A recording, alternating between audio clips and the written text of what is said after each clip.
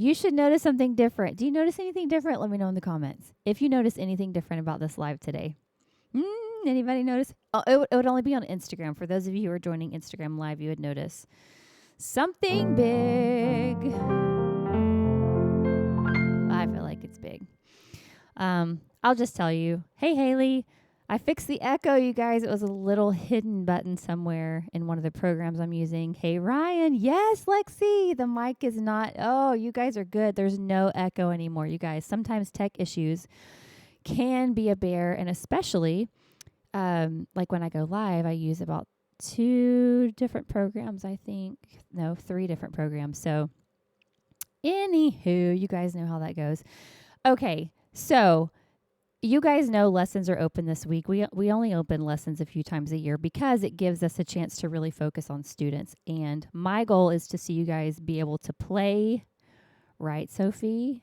Yes, I want to make sure, Michael, that you guys are actually able to become the piano players that you want to be. And I want to be able to put my focus on that. So lessons do close today. Let's talk about your next steps in learning the piano, okay? If you have ever taken piano lessons before and you walked away from that piano lesson and you thought, I can never play like that. That was so confusing. I just want to quit. I want you to know I've done that. I went to a piano lesson one time and I walked out and I thought, he's so good. I'll never play like that. Like, that's crazy. Like, I don't even understand what he's doing. I don't even understand how he got there. How did he get those notes? Put those notes and those runs in that song. Like, how do I do that? And so I want you to know that it's not you. It's not your ability. It's not your lack of understanding. Hey, Jamie. Yes, she says, I'm excited to get started with lessons. It's because there's a way to learn piano and break it down where you can understand it. Okay? I'll just give you an example. So, playing the piano, learning songs, learning runs and chords is as easy as counting to 7. Okay? Now, that's going to blow some of your guys' mind because that seems like, wait a minute, there's got to be a catch. 7's too easy. Okay? But it's true.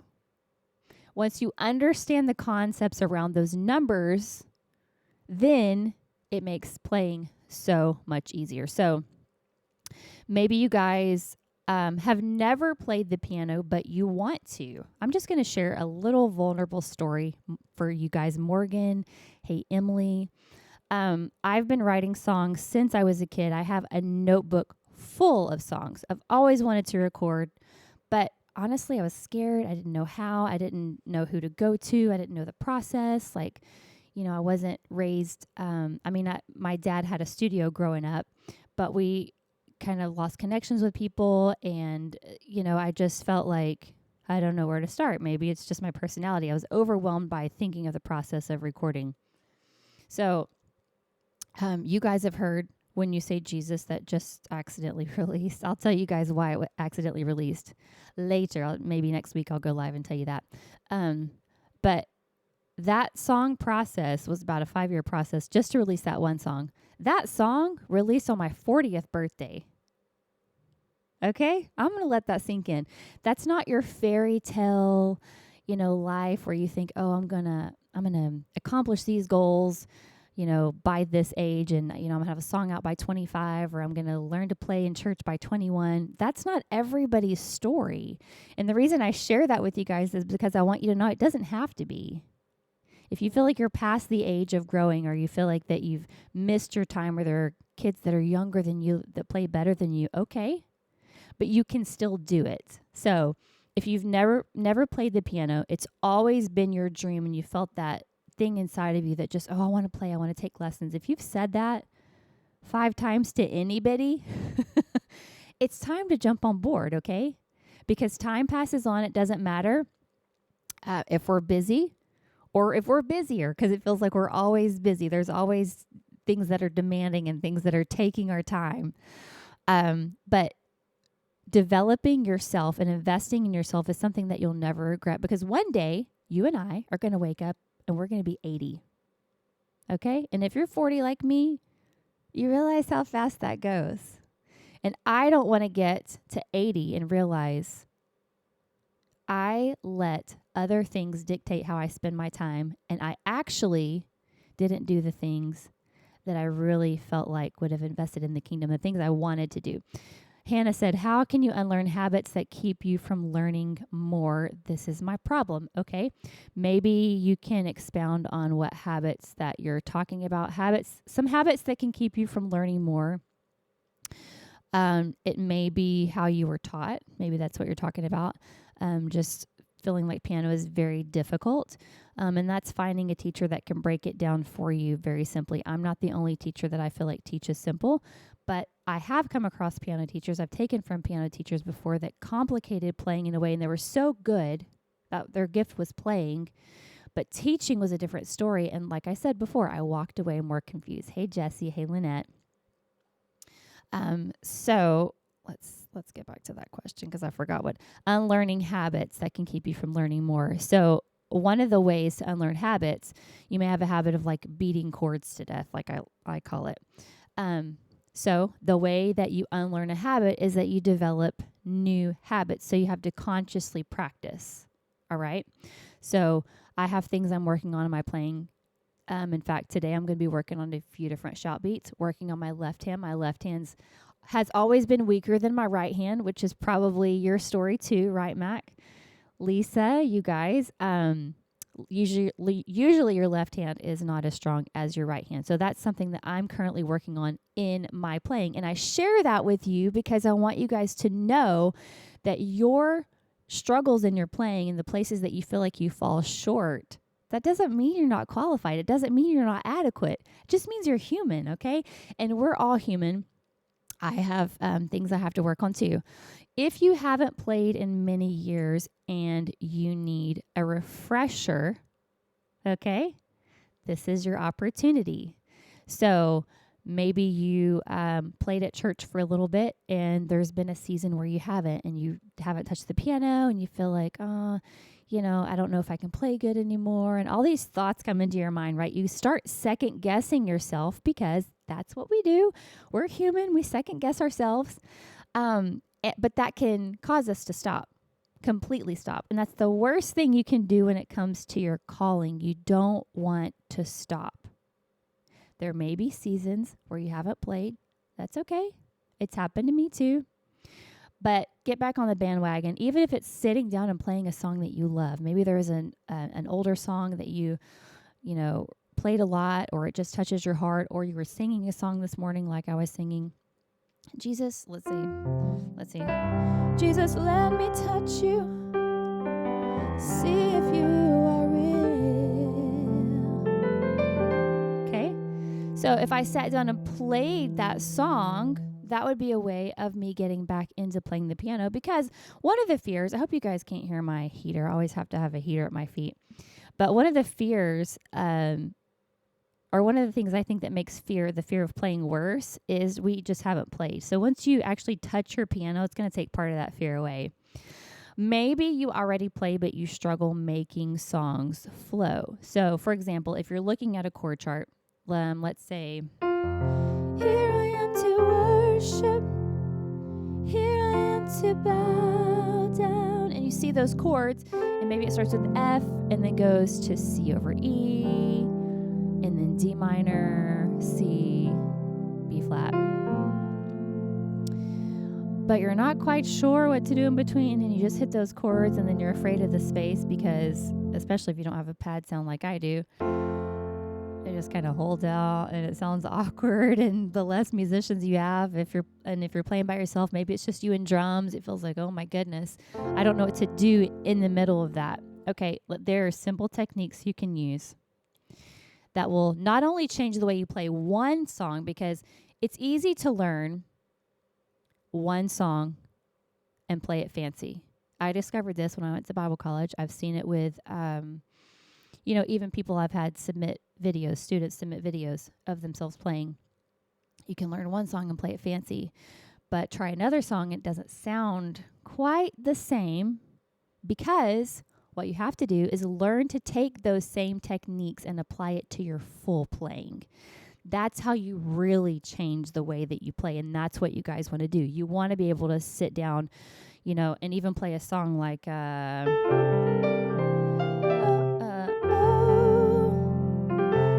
I love Jesus.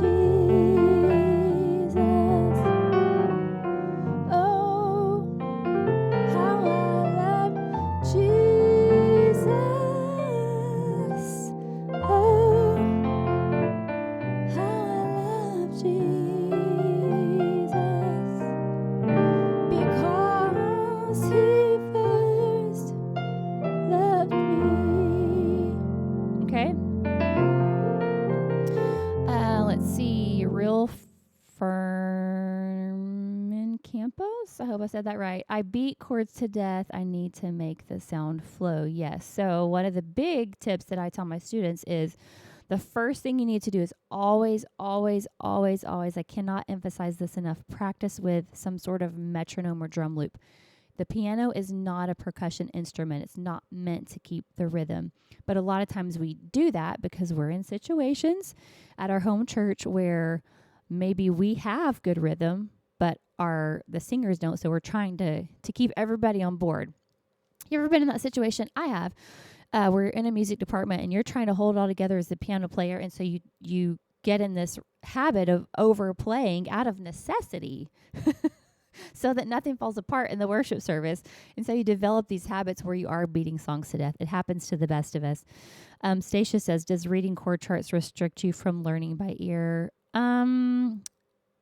Not necessarily. I mean, it's something that you can start off with. And then once you start understanding how chords move, because really understanding how chords move is the first step to developing by ear. If you're in the Piano Players Coaching Group, there's a whole series about ear training. Hannah, like playing the same chord the same way and can't learn new positions. Yes. So, inversions, I know I talk about inversions. You guys are like, how is this so important? Okay. Inversions are so important because what I see happen to a lot of musicians is you learn to play a song, like you said, the same inversions in the same octave. So, okay, for those of you on Facebook, and when I upload this to Instagram, you'll be able to actually see the keys I'm playing. So for example, if you play in the key of F and you always play F first inversion, and you never play any other inversion or go higher on the keyboard, you have all of these keys on the piano, and if you're stuck on the same keys every time, then that is part of the problem. So a lot of the issues that you probably have with feeling like you're stuck in a rut is just not using the full piano, and that's very easy to fix. Okay, how do I sign up to take lessons? So you can reply or you can DM on Instagram the word lessons, and it'll send you links to all the lessons. Let's see. Hey, Andy. I didn't want to miss a question, but I don't think I did.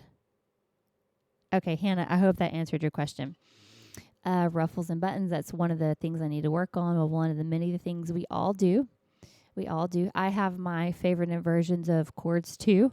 And I thought yesterday, okay, I got to practice what I preach and I got to take these chords and figure out different ways to play them. Because just that simple trick right there, taking a chord that you already know and finding a different way to play it, you're not learning a new chord, but you're playing it differently. That's changing the way you play, you guys. That is changing the way you play. Do you have exercises to practice inversions? Yes, in the At Your Own Pace lessons, the classes are the first class in the new piano series starts off with inversions. And so you're playing different inversions right off the cuff with songs that you would play in church, songs like King of Glory. So that'll get you started. Okay. If you get stuck beating, I feel like I do that all the time. I'm sorry, guys. I'm going to try to stop that habit. If you get stuck beating chords to death and you need tips on what to do, enroll yourself in lessons, guys. This is not a lifetime commitment, okay? You are not marrying piano lessons. Join it for 1 month. Let me tell you something. It is worth it. When I was young, trying to find a piano teacher, I could not find a piano teacher that was closer than, I think the piano teacher was like an hour and a half away. The person I wanted to take from, an hour and a half, okay? And so my mom ended up driving us an hour and a half one way to take piano lessons every week. And that was a commitment on her part. We left right after school. It was an all-day process to take piano lessons. So it's worth the effort. It's worth the trial to try it for a month. It's worth investing in your gift. Summit Nurse Cares says how much are lessons. It depends on what you want to enroll in. We have At Your Own Pace lessons, which are recorded videos. We have the Piano Players Coaching Group, which teaches more by topic, but that's for people who already play. And we have live classes in there. And then you can get in both. We have that available for the first time for a discounted price. So if you just DM the word lessons to me, it will send you that information. Okay, if you're not sure how to play fast songs the right way, so victory is mine, victory is mine, victory today is mine. I told Satan, get thee behind, victory today is mine. Okay, I played that one yesterday. Let's see, what's another one? If it wasn't for the Lord, where would I be? My life was nothing until He set me free. What a change He made in my life. No more compromising, the wrong for the right.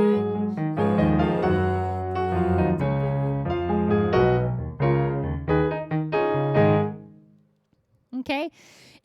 If fast songs make your eyes cross and you just feel like, oh, I can't do this, then enroll in lessons. Get some help with fast songs. Let me tell you this. There is never going to be the right season to get better. You are always going to be busy. Let me ask you a question. You can answer it live or it can be rhetorical. How many years have you wanted to get better? How many years have you said, I want to learn to play fast songs better. I need to learn to fill in the blank. How many years have you said that? How many years have passed by and it still hasn't happened? Okay, I know that's getting a little bit real, but I'm preaching to myself too. There's never a right season. All my life. Yes, all my life. And year after year will go by because that's what happens with time. We can't stop time. And 13 years, yes. And you will keep saying, I want to get better, I want to get better, I want to get better. You just have to do it. You just have to jump in. And you have to know that when you jump in, Denise, that it's not going to be perfect. You're not going to practice an hour a day. Don't put that expectation on yourself. There's going to be weeks when you fall off the bandwagon, weeks when you don't even probably touch your piano. But the important thing for you to remember is that's not a sign for you to quit. Okay? You just start again. That's how you really grow. Okay, Hannah says, inversions in the number system is my problem. I can play by ear and I know my chords, but can't learn more. I'm stuck. LOL. Yes. Okay, those are easy fixes. Inversions in the number system, that's the easy part. So I'm excited for you, Hannah. I'm excited for you to see how quickly you're able to grow when you focus on those things. When you join lessons, there's no timeline. Even with the live lessons, the live classes, there's no timeline that you have to stick to. I'm going to turn my heater off. You work on what you need to work on. So if you want to work on shout beats, if you need to learn a specific song, if you're in the coaching group and you just want to submit a video of you playing for the student check-ins and work on the tips that I give you, that's what you do. And you work on one thing at a time. That's how you grow. You focus on one thing. Some weeks I am practicing one chord, learning one new chord, and add it to every song I know because that's how you change the way that you play. So focus on one new trick until you get it. Oh, you can't hear the heater. Yeah, it was making me a little hot though. It kind of dries my voice out a little bit too, but thank you. Focusing on one trick until you get it is the way that you really learn, okay? So if you've already joined lessons or if you're about to, let me help you set your expectations. This is not a sprint. Am I saying that right? It's a marathon. I hope I don't run, but I hope I'm saying that right. You guys understand my point. This isn't you learn everything you can in 1 week and you burn out. This is a process of you actually changing the way you play by pacing yourself. Okay? Learning is not quitting. And it's that simple. Learning is not quitting. If you're practicing, you can sit down and practice a song you already know. That counts as practice. You can work on one line of a song. You can work on one chord. What to do if you don't have a lot of time? Something I've been doing is I've been putting practice time at the beginning of my day. And the first step is I just sit down to play. Okay? Usually I have a plan of what I'm going to play ahead of time. And I'll work on maybe the same thing every day for a week.